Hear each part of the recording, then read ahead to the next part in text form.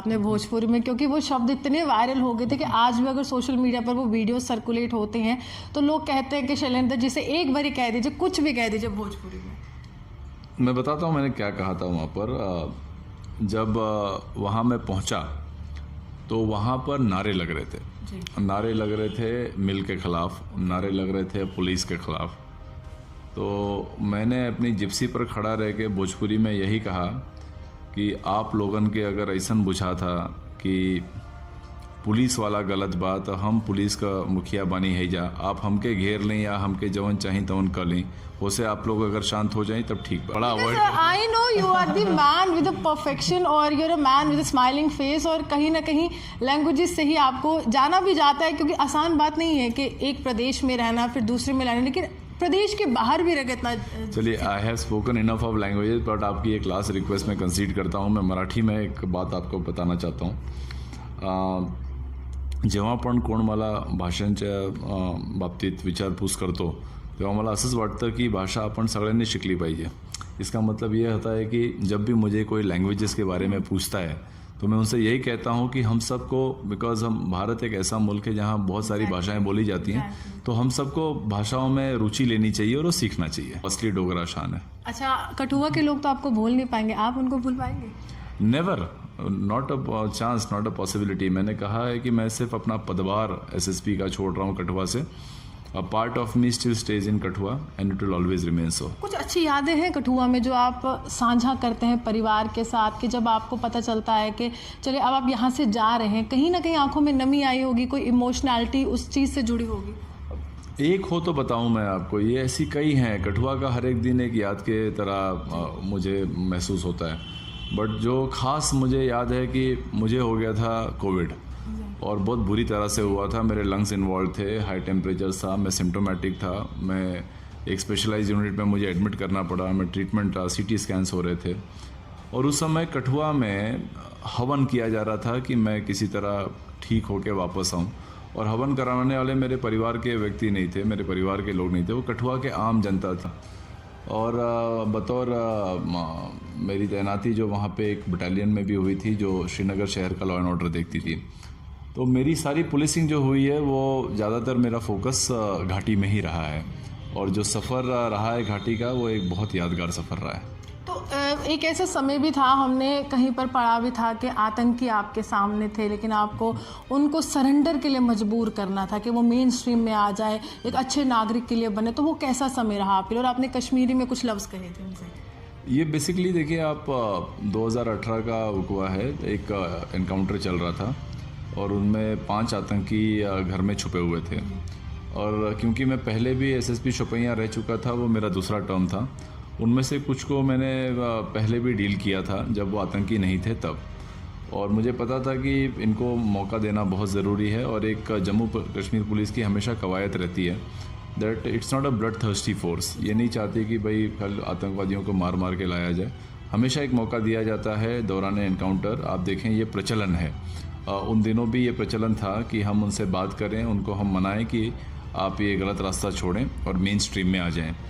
और rural areas में देखें क्या होता है कि आप अगर कम्युनिकेट करना शुरू करेंगे तो कई बार वो कम्युनिकेशन कामयाब होती है। वही कोशिश वहाँ की जा रही थी, और उस पूरे एनकाउंटर में तकरीबन 1-1.5 घंटा का समय हमने दिया। इवन वहाँ से गोलियाँ भी चल रही थी, उसके बावजूद भी मेंटेन्ड अ पेशेंस कि भाई आप किसी तरह ये काम बंद करें और सरेंडर कर लें। सोशल मीडिया में कुछ ऐसे असामाजिक तत्व हैं जो लगातार कह रहे हैं कि अगर कोई भी ऐसी चोरी की घटना होती है, कोई भी क्राइम होता है, तो कह रहे हैं अब जम्मू कश्मीर नहीं रहा है, बल्कि ये अलग किसी और राज्य का दर्जा पा चुका है, यूपी बिहार बन चुका है। कुछ कहना चाहते हैं? क्राइम अगर बढ़ा है तो क्या पुलिस की एक्टिविटीज़ और हमारी कारकर्दगी नहीं बढ़ी है?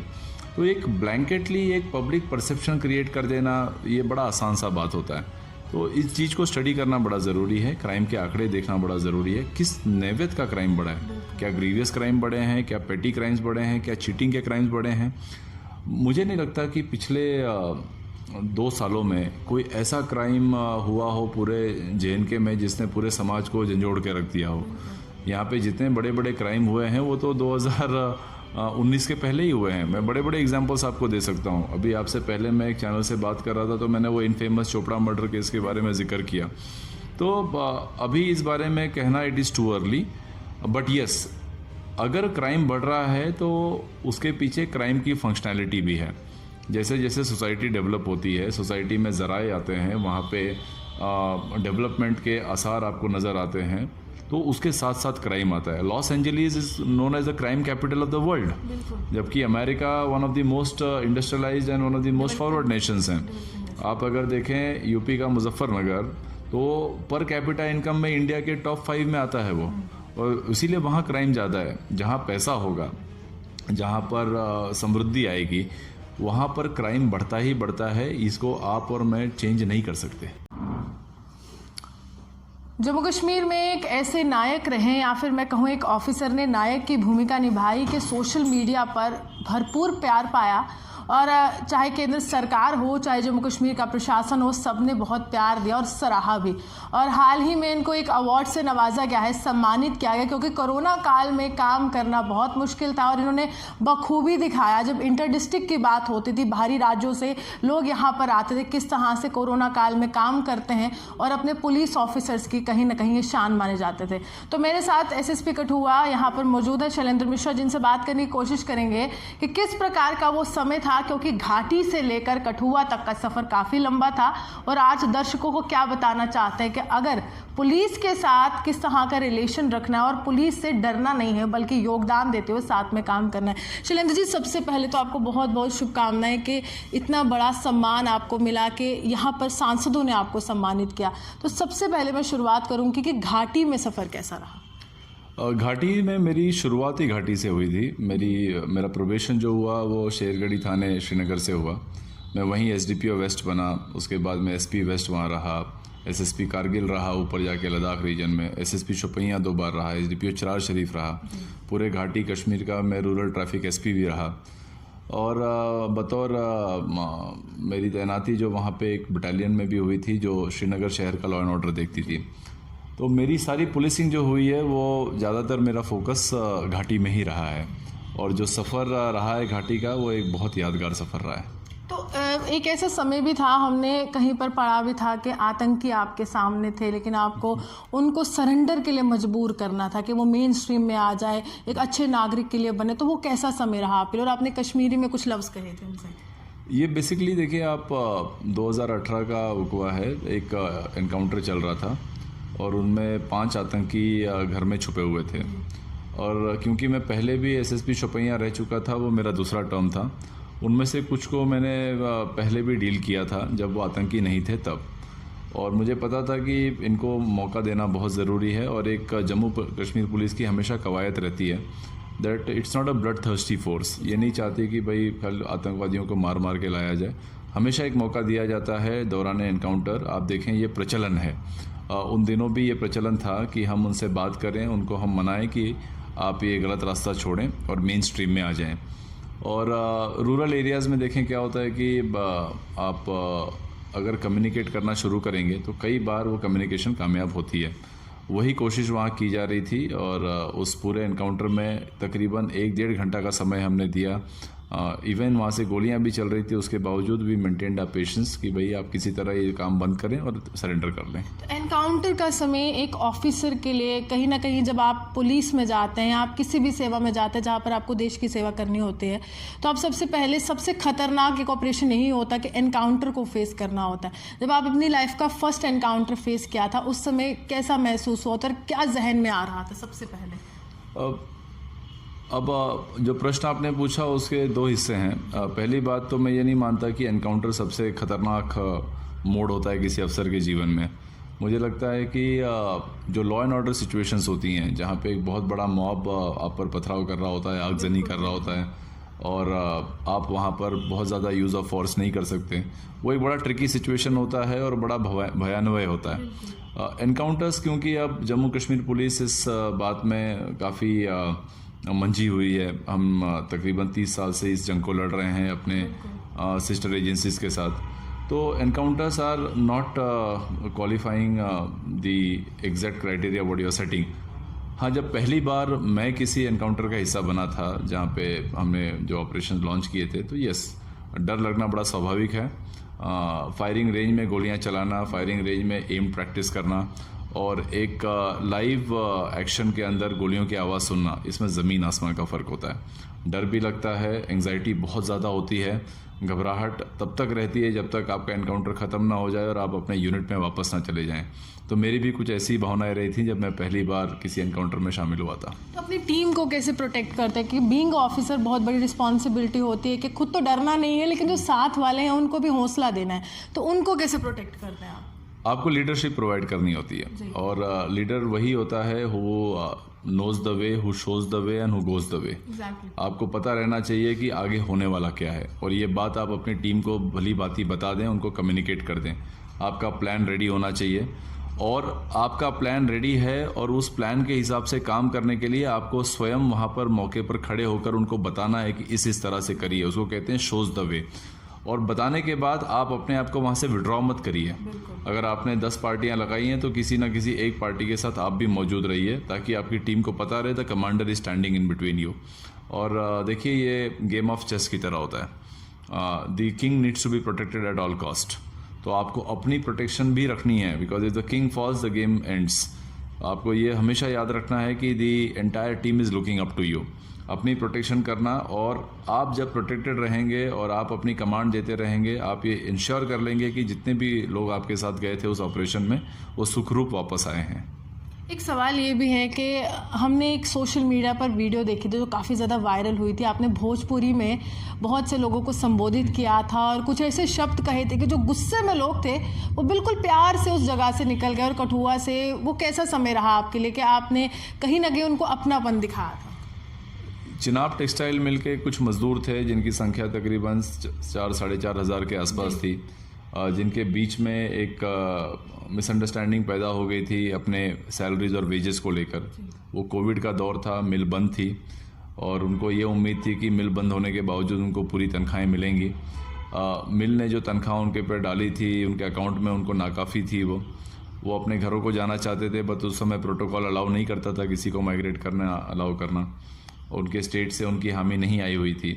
तो उस वजह से सारी फ्रस्ट्रेशन उनकी एक दिन अचानक उभर पड़ी और उन्होंने सड़क पर आकर आगजनी शुरू कर दी, पुलिस की जिप्सी तोड़ दी, मिल के कंपाउंड में उन्होंने तोड़फोड़ शुरू की, केबिन तोड़ दिया और लिंचिंग के आसपास वो पहुंच गए थे। जब वहां हम पहुंचे तो उस समय इवन कठुआ पुलिस काफ़ी स्ट्रेस में थी। हम कोविड प्रोटोकॉल को लगाने में पूरी की पूरी फोर्स लगी हुई थी। लॉ एंड ऑर्डर के लिए जब तक फोर्स जम्मू से कठुआ पहुंचती तब तक 2 घंटे का समय चला जाता और चंद अफसरों के साथ और चंद जवानों के साथ उतने बड़े मॉब को डील करने के लिए force was not an option.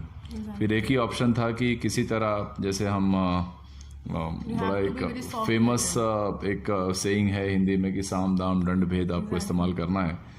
तो दंड से पहले साम आता है, तो आपको समझाना बड़ा ज़रूरी होता है। मुझे लगा कि एक बार हम बात करने की कोशिश करके देखते हैं। शैलेंद्र जी, कहा क्या था आपने भोजपुरी में? क्योंकि वो शब्द इतने वायरल हो गए थे कि आज भी अगर सोशल मीडिया पर वो वीडियो सर्कुलेट होते हैं तो लोग कहते हैं कि शैलेंद्र जी से एक बार ही कह दीजिए, कुछ भी कह दीजिए भोजपुरी में। मैं बताता हूँ मैंने क्या कहा था वहाँ पर। जब वहाँ मैं पहुँचा तो वहाँ पर नारे लग रहे थे। नारे लग रहे थे मिल के ख़िलाफ़, नारे लग रहे थे पुलिस के ख़िलाफ़। तो मैंने अपनी जिप्सी पर खड़ा रह के भोजपुरी में यही कहा कि आप लोगन के अगर ऐसा बुझा था कि पुलिस वाला गलत बात, हम पुलिस का मुखिया बानी है जा, आप हमके घेर लें या हमके जवन चाहिए तवन कर लें, हो से आप लोग अगर शांत हो जाएं तब ठीक बा। अच्छा, आपने डायरेक्टली ये दे दिया ऑप्शन के यू कैन काउंटर मी। हाँ, मैंने ये कहा कि देखिए अगर आपको लगता है पुलिस ने गलत किया है तो मैं पुलिस का मुखिया हूँ, मैं आपके बीच खड़ा हूँ। अगर आपको मुझे नुकसान पहुंचाने से आपकी संतुष्टि होती है तो कर लीजिए। कितने प्यार से आपने कह दिया। और बीइंग अ पुलिस ऑफिसर बहुत टफ होता है, अच्छी बात है, हम अप्रिशिएट करते हैं। लेकिन शैलेंद्र जी, इतनी ज़्यादा लैंग्वेजेस आपको आती हैं और कहीं ना कहीं ये एक प्यार भी है कि आप जहाँ पर जाते हैं वहाँ पर ही बिल्कुल ढह जाते हैं। तो महाराष्ट्र की मराठी में कुछ कहना चाहेंगे? आप मुझे दोबारा लैंग्वेजेस के लाइन पे ले जा रही हैं, मैं बड़ा avoid. I know you are the man with a perfection और you are a man with a smiling face, और कहीं ना कहीं लैंग्वेजेस से ही आपको जाना भी जाता है क्योंकि आसान बात नहीं है कि एक प्रदेश में रहना फिर दूसरे में रहना। लेकिन प्रदेश के बाहर भी रह इतना। चलिए, I have spoken enough of languages, but आपकी एक लास्ट रिक्वेस्ट मैं कंसीड करता हूँ. मैं मराठी में एक बात आपको बताना चाहता हूँ. जेव्हा पण कोण मला भाषांच्या बाबतीत विचारपूस करतो तेव्हा मला असंच वाटतं की भाषा आपण सगळ्यांनी शिकली पाहिजे. इसका मतलब ये होता है कि जब भी मुझे कोई लैंग्वेजेस के बारे में पूछता है तो मैं उनसे यही कहता हूँ कि हम सबको, बिकॉज हम भारत एक ऐसा मुल्क है जहाँ बहुत सारी भाषाएं बोली जाती हैं, तो हम सबको भाषाओं में रुचि लेनी चाहिए और वो सीखना चाहिए. चलिए, आपसे आखिरी सवाल करूंगी. कोरोना काल का समय आपके लिए भी बहुत मुश्किल था, क्योंकि तमाम ऑफिसर्स जब सड़कों पर थे, लोग घरों में थे, मीडिया कर्मी भी थे, लेकिन पब्लिक के साथ जो तालमेल आपने बनाया कि आज भी लोग वहाँ के कह रहे कि शैलेंद्र जी आपको भूल ना पाएंगे, तो पब्लिक को क्या कहना चाहेंगे? उस समय कितना मुश्किल रहा, लेकिन पब्लिक ने आपका साथ दिया. No two doubts on that. Kathua की जनता का मैं हमेशा ऋणी रहूँगा. कठुआ के लोगों को मैं हमेशा याद रखूँगा. कठुआ के लोगों ने जो उस समय पुलिस को अपने सर आँखों पे बिठाया, पुलिस के एक आह्वान पे पूरा का पूरा कठुआ बाहर निकलता था. 584 वॉलंटियर्स ने खड़े होकर यूनाइटेड कठुआ जेकेपी का गठन कर दिया. ये चीज़ें बड़ी संवेदनशील होती हैं, और इन संवेदनशील समयों में इस तरह का एक एक्स्ट्राऑर्डिनरी एफर्ट ये वाकई सराहनीय है. और बिना किसी लालच के, बिना किसी मोह माया के, बिना किसी रिटर्न के कठुआ के लोगों ने जो कर दिखाया है वो असली डोगरा शान है. अच्छा, कठुआ के लोग तो आपको भूल नहीं पाएंगे, आप उनको भूल पाएंगे? Never, not a chance, not a possibility. मैंने कहा है कि मैं सिर्फ अपना पदभार एसएसपी का छोड़ रहा हूँ कठुआ से. A part of me still stage in Kathua and it will always remain सो. कुछ अच्छी यादें हैं कठुआ में जो आप साझा करते हैं परिवार के साथ, कि जब आपको पता चलता है कि चलिए अब आप यहाँ से जा रहे हैं, कहीं ना कहीं आंखों में नमी आई होगी, कोई इमोशनैलिटी उस चीज़ से जुड़ी होगी? एक हो तो बताऊं मैं आपको, ये ऐसी कई हैं. कठुआ का हर एक दिन एक याद के तरह मुझे महसूस होता है. बट जो खास मुझे याद है कि मुझे हो गया था कोविड, और बहुत बुरी तरह से हुआ था. मेरे लंग्स इन्वॉल्व थे, हाई टेम्परेचर था, मैं सिम्टोमेटिक था, मैं एक स्पेशलाइज यूनिट में मुझे एडमिट करना पड़ा. मैं ट्रीटमेंट, सीटी स्कैन्स हो रहे थे, और उस समय कठुआ में हवन किया जा रहा था कि मैं किसी तरह ठीक होके वापस आऊँ. और हवन कराने वाले मेरे परिवार के व्यक्ति नहीं थे, मेरे परिवार के लोग नहीं थे, वो कठुआ के आम जनता थी, आम लोग थे. कई मंदिरों में हवन कराए जा रहे थे. एक विश्व भारती जी हैं, विषम भारती जी, वो वहाँ पर आर्य समाज मंदिर में हवन करा रहे थे. ये बात मुझे तब नहीं मालूम पड़ी, जब मैं थोड़ा ठीक हुआ और अपना मोबाइल मैंने चेक किया तो कई सोशल मीडिया के जरिए मैं देखा कि एक एसएसपी को ठीक करने के लिए वहाँ की जनता बाहर निकली है, हवन करा रही है, पूजा करा रही है, धागे बांध रही है. तो वो एक बड़ा इमोशनल और टचिंग मोमेंट है जो मैं समझता हूँ कि मैं कभी नहीं भूल पाऊंगा. चलिए, शुक्रिया. साफ तौर पर जैसे ही मैंने कहा कि भूमिका हमेशा एक नायक की ही रही, और सोशल मीडिया हो या फिर धरातल पर काम करना हो, जहाँ से ये गुजरते थे तो फ़ैन फॉलोइंग बहुत एक अच्छी थी, और सेलिब्रिटी के तौर पर ही रहे. लेकिन हाँ, सेलिब्रिटी स्टेटस मेंटेन भी किया, क्योंकि एक ऑफिसर अगर जनता के बीच में जाता है तो प्यार पाने के लिए जाता है, और ये दिखाने के लिए जाता है कि आपको तालमेल बनाना ज़रूरी है. लेकिन साफ तौर पर ये एक ऐसे ऑफिसर भी रहे जिनको प्यार के साथ साथ सम्मान भी मिला. एक आखिरी सवाल मेरा छूट गया है, मैं ज़रूर पूछना चाहूँगी. आप महाराष्ट्र से हैं, लेकिन कहीं ना कहीं यहाँ पर एक धारणा है, मैं हर एक व्यक्ति जो पुलिस से जुड़ा होता है उनसे पूछती हूँ, मैंने श्रीधर पाटिल जी से भी पूछा, सोशल मीडिया में कुछ ऐसे असामाजिक तत्व हैं जो लगातार कह रहे हैं कि अगर कोई भी ऐसी चोरी की घटना होती है, कोई भी क्राइम होता है, तो कह रहे हैं अब जम्मू कश्मीर नहीं रहा है, बल्कि ये अलग किसी और राज्य का दर्जा पा चुका है, यूपी बिहार बन चुका. कुछ कहना चाहते हैं? क्योंकि हमारी आवाज़ पहुंचे ना पहुंचे, एक पुलिस ऑफिसर की तो ज़रूर पहुंचती है. नहीं, मैं तो ये सवाल को एक काउंटर सवाल से जवाब दूंगा. किसने स्टडी किया है क्राइम ग्राफ को? जी. किसने कहा है कि क्राइम बढ़ गया है? क्या किसी मीडिया पर्सनल के पास सन 2014, 15, 16, 17, 18, 19, 20, 21 के आंकड़े हैं? आप आंकड़े उठाइए, क्राइम देखिए. जो BPRND है, bureau of police research and development, हमारा स्टेट क्राइम ब्यूरो है. और दूसरी बात है कि क्राइम अगर बढ़ा है तो क्या डिटेक्शन नहीं बढ़ा है? क्राइम अगर बढ़ा है तो क्या पुलिस की एक्टिविटीज़ और हमारी कारकर्दगी नहीं बढ़ी है? तो एक ब्लैंकेटली एक पब्लिक परसेप्शन क्रिएट कर देना, ये बड़ा आसान सा बात होता है. तो इस चीज़ को स्टडी करना बड़ा ज़रूरी है, क्राइम के आंकड़े देखना बड़ा ज़रूरी है. किस नैवेद्य का क्राइम बढ़ा है? क्या ग्रीवियस क्राइम बढ़े हैं? क्या पेटी क्राइम्स बढ़े हैं? क्या चीटिंग के क्राइम्स बढ़े हैं?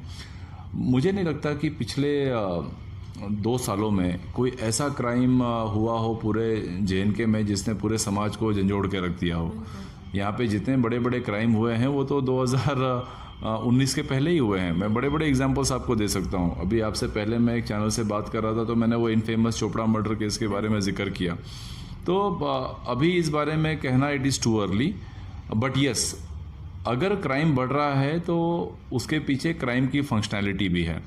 जैसे जैसे सोसाइटी डेवलप होती है, सोसाइटी में ज़राए आते हैं, वहाँ पे डेवलपमेंट के आसार आपको नज़र आते हैं, तो उसके साथ साथ क्राइम आता है। Los Angeles is known as the crime capital of the world, जबकि America one of the most industrialised and one of the most forward nations हैं। आप अगर देखें यूपी का मुजफ्फरनगर, तो पर कैपिटा इनकम में इंडिया के टॉप 5 में आता है वो, और इसीलिए वहाँ क्राइम ज़्यादा है। जहाँ पैसा होगा, जहाँ पर समृद्धि आएगी, वहाँ पर क्राइम बढ़ता ही बढ़ता है। इसको आप और मैं चेंज नहीं कर सकते। चलिए, शुक्रिया। साफ तौर पर हम तो समझा के थक गए, लेकिन अब शैलेंद्र जी ने भी आपसे वही कहा है कि किसी भी राज्य के साथ इसको संबंधित नहीं कीजिए। एक जो क्रिमिनल होता है, ना तो उसको कोई धर्म होता है, ना तो राज्य होता है, ना तो स्थान होता है। और उम्मीद करेंगे कि इसी तरह से प्यार पाते रहे शैलेंद्र मिश्रा और इसी तरह से सफलता की सीढ़ियाँ चढ़ते रहे। अपनी भी बने रहे हमारे साथ, देखते थे न्यूज़ नाउ, जो रूहानी के